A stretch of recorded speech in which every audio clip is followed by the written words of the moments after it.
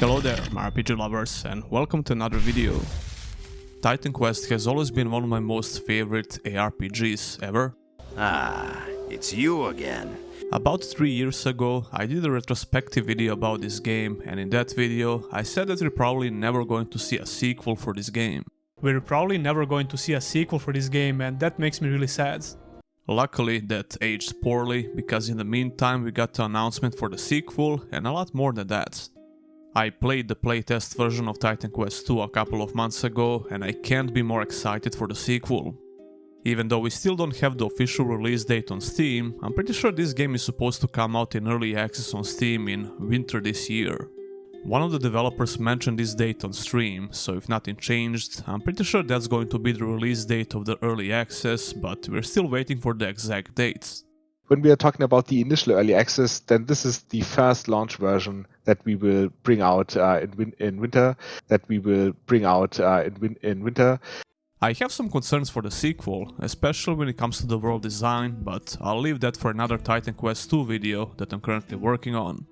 They recently released an unlisted short video of a specific build in that game, and I think it looks great.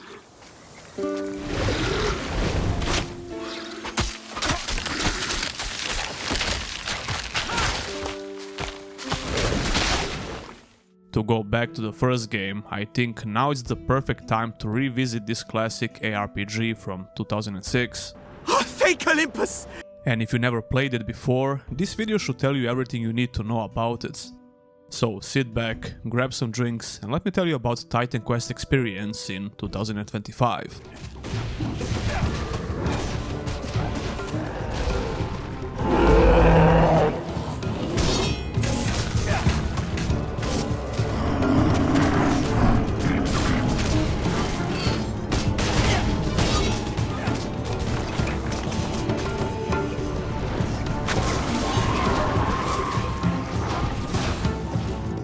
When it first came out in 2006, Titan Quest was a PC exclusive. Sadly, the developer Iron Lore, as well as the former publisher THQ, went bankrupt. When THQ Nordic picked up this IP, they started porting this game to various consoles. Nowadays, you can play Titan Quest on pretty much anything. PC, PS4 and PS5, Xbox, Switch, or even on Android and iOS devices. I have almost every version of the game, and I was doing a lot of testing across all platforms. The Anniversary Edition on PC is the most superior version without a doubt, and the cheapest option as well. Anniversary Edition contains the base game and the first expansion pack called Immortal Throne.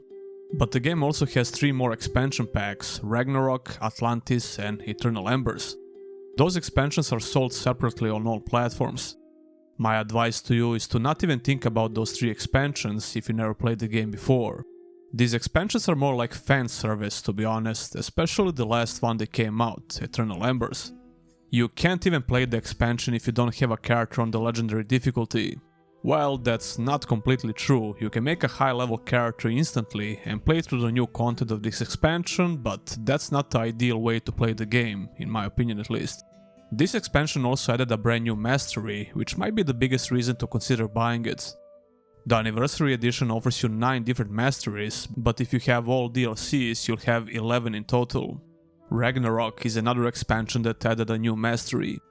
Eternal Embers also introduced controller support on PC, but I tested the game out without this DLC and the controller still works.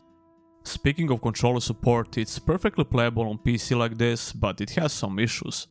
The UI won't scale properly, so you still need to use mouse and keyboard every now and then. The in-game menu is fine though, I'm talking about the main menu and all the settings. Everything up to 2K resolution is perfectly playable with the controller, and the scaling of the UI works fine. But 4K resolution is almost completely unplayable like this, because the menu is tiny and unusable if you ask me. I tried some solutions that I could find online, but nothing worked, so I played the game on 1440p with my Xbox Series X controller. You won't have to worry about the scaling issues if you're playing on consoles. But here's the thing, the PC version has a game-changing feature which almost all console ports lack. You can adjust the game speed in the menu, which drastically improves the gameplay in Titan Quest. The original gameplay experience of Titan Quest is definitely on the slower side. noticeably slower compared to your typical modern ARPG. This option speeds up the gameplay quite a bit, and I personally like to keep it on fast. Fast game speed feels like it was supposed to be the default gameplay speed, and once you try it out, it's very hard to go back to normal. Very fast feels very unnatural to me, but you should try out everything and see what works the best for you. Again, this feature is only available on PC and mobile.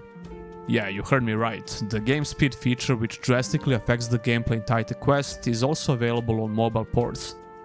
This feature is not available on PlayStation, Xbox or Switch, it's only on PC and mobile, which makes the mobile version of the game the second best version, believe it or not. And not only that, the mobile version has some small new features that you won't find on other platforms, not even on the PC. You can turn on the automatic health and energy potions and change the percentage values of the setting. The game also runs and looks great on the smaller screen. I'm using Samsung Galaxy S22 Ultra, which was a flagship phone from 2022, so I assume you can run this game on a semi-decent Android or an iPhone which came out in the last couple of years. I had around 70 plus FPS while playing in the starting zones of the game. So yeah, the mobile version is unironically the second best way to play this game today. Then we have the PlayStation, Xbox and Switch versions. Now listen, even without the game speed option, I still think this game is worth playing. So if you're stuck with any of these console ports, I would still recommend playing this game. The Xbox version is a little bit better than other console ports. I'm pretty sure the Xbox Series X version runs the game in 4K 60 FPS, which will make it the third best version of the game. This is the only version of the game which I don't personally own. The Xbox version also has a couple of unique settings in the menu, which are not that important to be honest. The PlayStation 4/5 version definitely doesn't run in such high resolution, and it's arguably the worst of them all. I mean, it still looks decent and it runs in 60 FPS for the most time, but it also has some visual glitches, which makes this port seem unpolished. Then we have the Switch version of the game, and I don't have anything special to say about this version, even though I personally own it. I used to play it a little bit in a handheld mode, but let me remind you that the mobile version of the game is way superior, even though you lose the convenience of the Switch controls. The Switch version tries to hit that 60 FPS mark, but it has a lot of slowdowns and frame drops, and especially busy scenarios, which this game has plenty of. I'm not sure if Switch 2 will run this game better than Switch 1. If it happens that you have a Switch 2 and you play this game, let us know in the comments how it performs.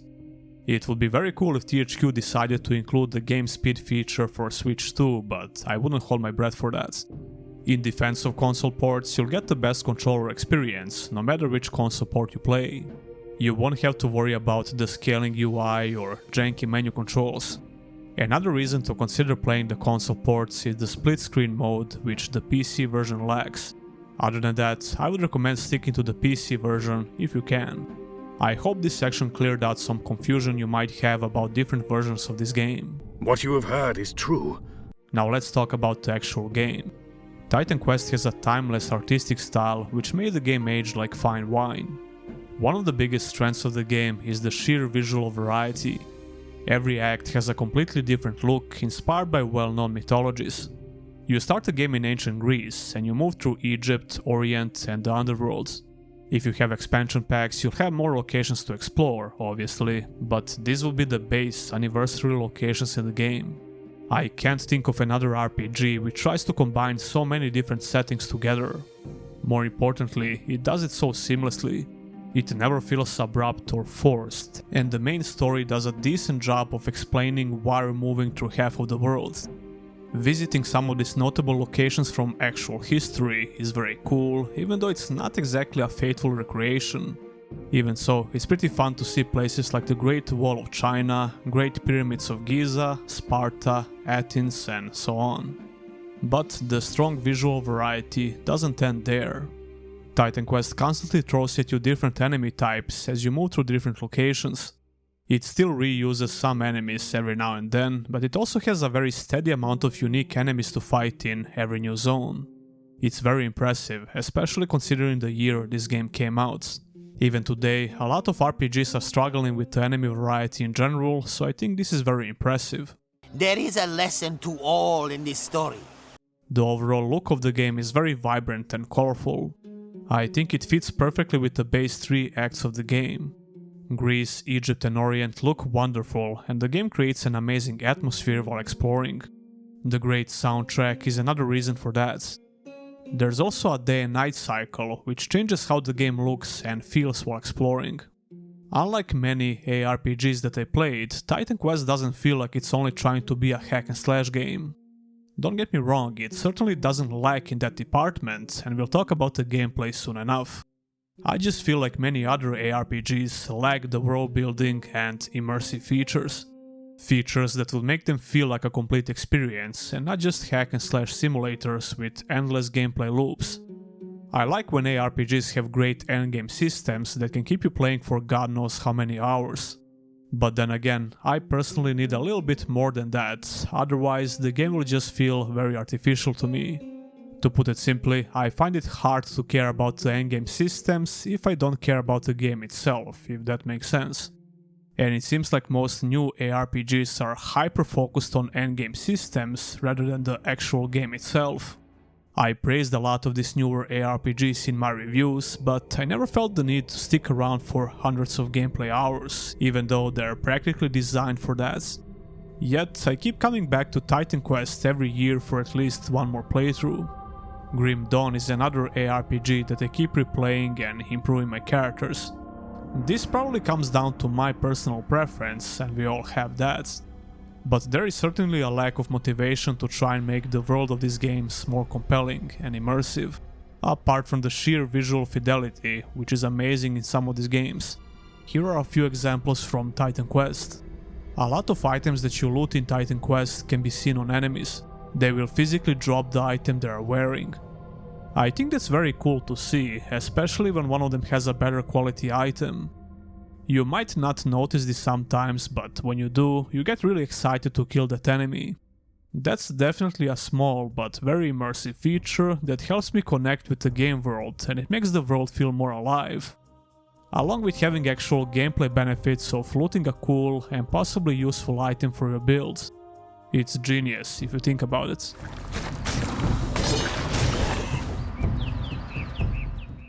You'll really struggle to find such features in other ARPGs of the same type.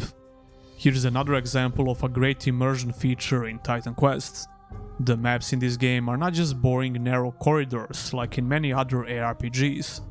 All of them look and feel like areas you would explore in a third-person RPG. Some of them are pretty wide and open, and all maps are covered in fog of war. There are no loading screens while exploring the world map in Titan Quest, except when you use the teleport to different acts. This means that your exploration will never get artificially interrupted by a loading screen, and you'll never feel like you're entering a different dimension while entering a dungeon. In fact, most dungeons are pretty big as well, with multiple levels. The lack of loading screens is very impressive for a 2006 game. What's even better is how the map is designed. Like I said before, it feels like we're exploring a proper fantasy world instead of narrow corridors like in many other ARPGs. Sacred series would be another good example of this. Sacred 1 is pretty old, but it's still an amazing ARPG with great open world. Sacred 2 is a little bit silly, and it doesn't take itself serious as Titan Quest, when it comes to the story at least. But it's yet another old ARPG that felt complete in terms of world building. Since we're mentioning other games, the spiritual successor to Titan Quest, Grim Dawn, is another good example. The world map in that game is even better than in Titan Quest, although I prefer the setting of Titan Quest a lot more. The story of Titan Quest is not amazing by any means, but it's not bad. Titans once ruled the lands before the light of the Olympian gods appeared. When the Great War ended, Titans were imprisoned, which marked the beginning of Golden Era of Olympians. The time of peace, basically. Everything was fine and dandy until the trio of lesser titans known as Telkins broke the link to mortal world and started summoning armies of monsters. Their goal is to release the titans, and you, the player, has to stop them. That's basically the whole gist of it. There is one Telkin boss in each major act of the game that you have to stop, and along the way you can pick up many optional side quests. Some NPCs can provide you with little pieces of lore with a couple of dialogue sentences. Muse, Grant me voice. Voice and memory to tell about the first of wars. Speaking of which, everything is voice acted, and the quality of voice acting ranges from solid to silly. Mysterious warrior, by saving my life you have done more than you know. I lead the Order of Prometheus in Athens. We are an ancient order, charged with the safekeeping of the mortal realm. Everyone asks where the monsters came from. It is clear as day. They were sent by the enemies of the gods. Now let's talk about the gameplay and how it feels to play Titan Quest in 2025. Titan Quest plays very similar to 99% of other ARPGs out there. However, it also has some unique features which made the replay value of this game sky high for me. The hack and slash combat system is nothing to write home about, especially for today's standards, if you want to look at it that way. But it still manages to keep my attention way more than most ARPGs with better combat mechanics. That doesn't mean the action combat is bad, it's an old school way of doing combat in an isometric ARPG. Although I'm pretty sure that Anniversary Edition or some other updates improved or at least tweaked some of these major encounters you're going to have. I was comparing my two different playthroughs I had and how different they were in the beginning. Killing this early boss in the game felt completely different on my PC playthrough and the PS5 version of the game. I was playing with the same character type basically, but fighting this dude felt very different. It all comes back to the topic of unique items that we talked about in the previous section.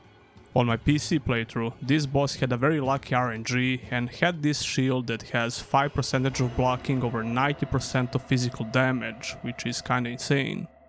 Considering that he had a lot of health, that made this fight very long and very boring. You can even say that this makes the gameplay a little bit unbalanced, and it is in a way. But once you get your build going, and if you have a little bit of luck with RNG, you can start blasting through the campaign of Titan Quest.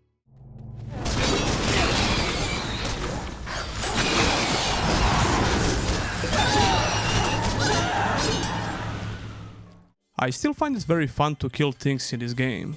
NPCs have a very satisfying ragdoll system. On the other side, Titan Quest's combat is not exactly great when it comes to sense of impact or animations. These are the gameplay elements which certainly make this game feel old, but I don't mind it that much. The controls are fine for the most part, but it's not exactly the most responsive control scheme ever. Playing the game on the fast speed will definitely eliminate some of the sluggishness within the controls. Back in the day, I remember that I had some issues with input lag in this game, which made the gameplay a lot worse than it is today. You probably won't have any of those issues today, but like I said, don't expect very snappy controls in this game. As your character gets faster with new gear and skills, the general feel of the gameplay improves quite a bit. Since I already had a ton of items in the stash, which I picked up from previous playthroughs, I only needed to reach a certain level for some of the strong items, like these swords for example. One of them had a crazy RNG with over 50% of attack speed. After that, the game became pretty damn easy. Even so, I still had some big difficulty spikes, for example against this boss that was almost completely immune to piercing and physical damage. Something similar happened in Orient against this particular boss. When you encounter those difficulty spikes, it forces you to switch your weapons or change the tactic of fighting the boss entirely. But most other boss fights were pretty damn easy for this particular character build. Those will be a couple of examples from my newest playthrough, but all of this also heavily depends on what kind of a character build you plan to play in this game. I remember having a much easier time with my range character that I used for that previous Titan Quest video from 3 years ago. On the other side, that character never had an amazing damage output and it heavily relied on kiting enemies. I completely destroyed most of these bosses with my assassin, which definitely made these encounters less fun but pretty cool at the same time. Now I wish I didn't get those items from the stash, but I will probably start the game on the next difficulty anyway. You probably won't have these problems if you don't have some extra items in the stash. In fact, you might have a completely opposite problem. Like I mentioned before, this game has some difficulty spikes which can give you some problems. But once you figure out which kind of damage you need to deal against these enemies, everything else becomes much easier, even with not so good items. Also, you should make sure to use charms that you collect during your playthrough, because they will drastically improve your build. Speaking of builds, let's talk about masteries, the base of this gameplay system. The dual mastery system allows you to combine two different classes together, or masteries as the game calls them. This opens up the possibility for many different builds in the game. The Anniversary Edition has 9 different masteries, but if you get Ragnarok and Eternal Embers, you'll get 2 more masteries to play with. Once you reach level 2 and level 8, you'll get 2 masteries, and every time you level up you can choose where to invest your points. The sequel is going to introduce some more layers of depth, but the core philosophy of the dual mastery system will remain the same. That makes me happy because I always liked the idea of dual masteries. You have to invest some points into actual mastery, which improves various stats for the corresponding mastery. It also opens up new sections of passive and active abilities that you can get. This time around I played an assassin character, which is the mix of warfare and rogue masteries. There is a unique class name for each mastery combination you decide to go with, it's pretty cool. I always thought the dual mastery system is a great way to expand the classic Diablo-like progression. It's not complicated, yet it has a pretty decent amount of depth to it. Although to be fair, modern ARPGs have way more depth than Titan Quest in terms of how you can build your character. Maybe even a bit too much for casual players, so going back to Titan Quest in 2025 can be a very refreshing experience. I would lie if I said that I don't like the overly complex progression of Grim Dawn or Path of Exile and other similar ARPGs, but there's nothing wrong with keeping things a little bit simpler. One thing is for sure, you won't have to worry about being confused and overwhelmed with the massive skill tree or tons of layers of progression. What you have heard is true. As for the difficulty, the game uses an old school system, meaning that you have 3 difficulties that can be unlocked by beating the game a couple of times. I did like this back in the day, and I still kinda do, but it's definitely an outdated way to do difficulties in ARPGs. I can always choose to start playing on hard difficulties with one of my existing characters or just start a fresh playthrough. If you're the kind of player who likes to stick around and play through the more challenging difficulties, the option is still there. But it's certainly not as good as some modern ARPGs when it comes to the endgame. When I get the urge to replay this game, I don't think about legendary difficulty or grinding the best possible gear, I think about replaying the campaign. I think it's fun to think about how this changed in ARPGs over the years. For example, Grim Dawn still has an identical difficulty system, but you can skip difficulties if you buy an appropriate item. Titan Quest also allows you to skip difficulties, in a way, by making a high-level character. Although this requires some expansions like Ragnarok and Eternal Embers, like I mentioned before. Path of Exile used to have the same philosophy for the difficulty, but somewhere down the line they completely revamped the system and got rid of it. Yeah, like I said, this method of doing difficulty in ARPGs is certainly a bit dated. As for the level design, I already talked about it a little bit in the first section. While there are certainly some areas which are quite linear, Titan Quest has a lot of wide and open areas as well. You'll stumble upon side quests, NPCs and optional enemies to kill, and you can loot some special items like this. I really like the fog of war in this game, and every time I come back for another playthrough, I find it fun to explore the map again. I like discovering everything along the way, but nothing is stopping you from playing Titan Quest in a more linear manner, I guess. The game has some sort of quest markers for the quest, but there will be some moments where you feel lost. The quest marker can only be seen on the minimap, and even though it shows you the exact location where to go, it's not so straightforward. You won't be able to see the quest marker on the big map. Even the more linear maps don't feel as linear like in some other ARPGs because of the way the game is designed. And the game really encourages you to explore everything. I think it's an amazing level design. Excellent! Even though I certainly love how open and big these maps are, there are some frustrating moments. For example, this freaking dungeon is a true maze, and the minimap is not helping at all. So if you happen to die in the boss fight, running back to this room is a huge pain in the ass. On the other side, some quests will not tell you exactly where to go, like when you need to find an exact dungeon in the desert. This will encourage you to explore everything on the map, which most people who play these games will probably do anyway. Also, if you just try to beeline the game and progress as fast as possible, you will probably hit a brick wall, especially if you don't know what you're doing with your builds. So it really pays off doing side quests and exploring these maps as much as possible. Some of these dungeons are not so interesting because they only have a room or two, while others are huge and there's usually a mini boss or an elite enemy waiting for you.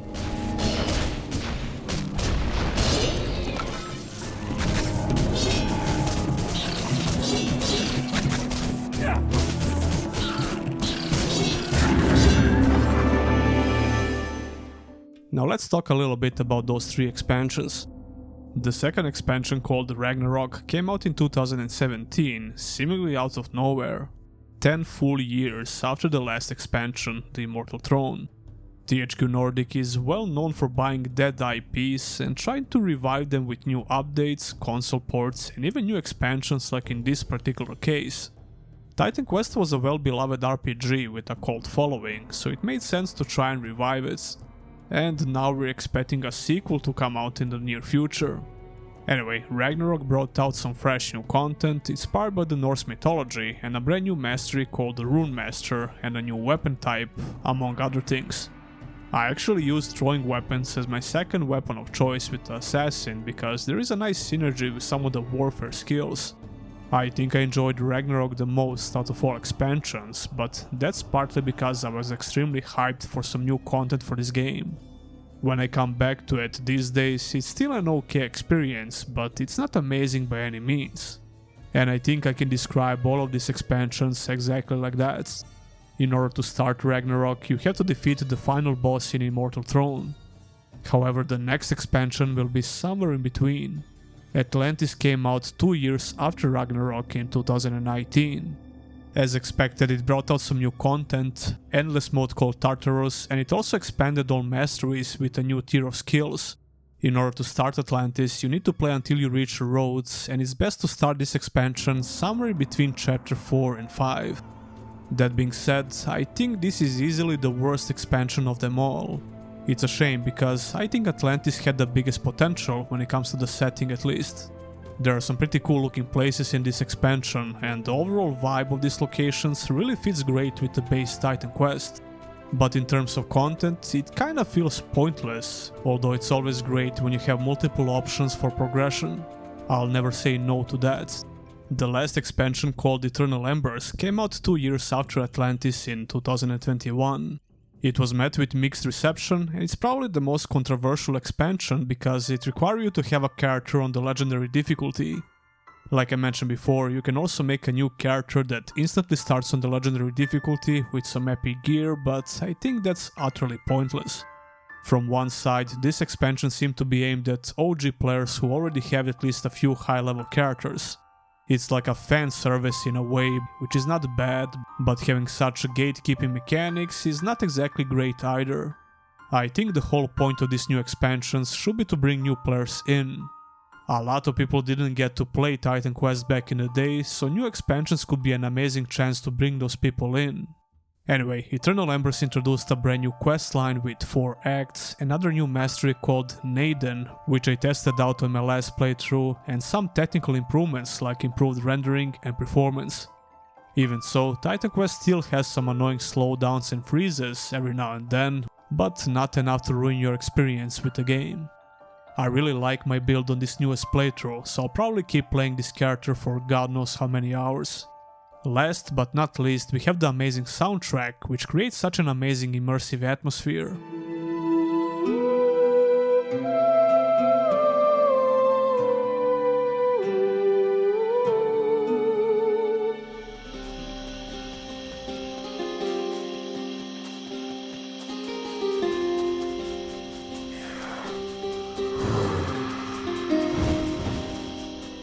The sound design in general is also really good, from random UI sounds to sound effects in and out of combats.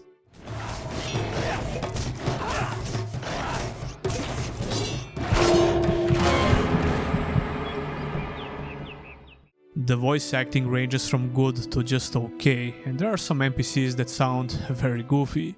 What you have heard is true.